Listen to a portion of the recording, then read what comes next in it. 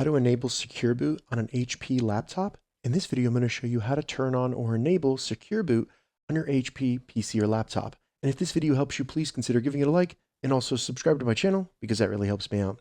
So in order to enable Secure Boot on an HP computer, we need to first get into the BIOS. And we could easily do that by first going down, selecting the Windows Start button. Then in the menu that appears, select the power button.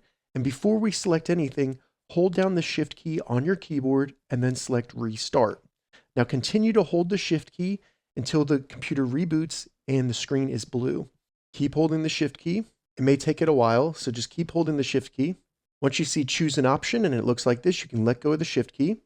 Then all we need to do is go down, select Troubleshoot, Advanced Options, and then UEFI Firmware Settings.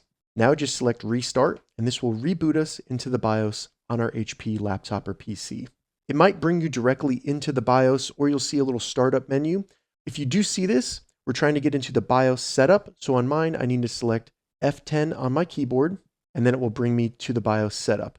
Now, yours might look a little bit different, but what we're looking for is boot. And in the top menu here, I'm just going to use the arrows on my keyboard to go over to boot. If I scroll down a little bit, I can see Secure Boot, and all I need to do is select that and then move it to enabled and then select enter again. So now I have enabled Secure Boot, but before I can do anything else, I need to make sure that I save the settings. And to do that, in this top menu, I'm going to go over to exit, and then I'm going to select save changes and exit. Confirm, yes, you want to save these changes, and now it'll reboot and save those changes, which is enabling Secure Boot. So now I can log in. Once you're logged in, you can confirm if Secure Boot is enabled by going down to the Windows Start button, typing System Info.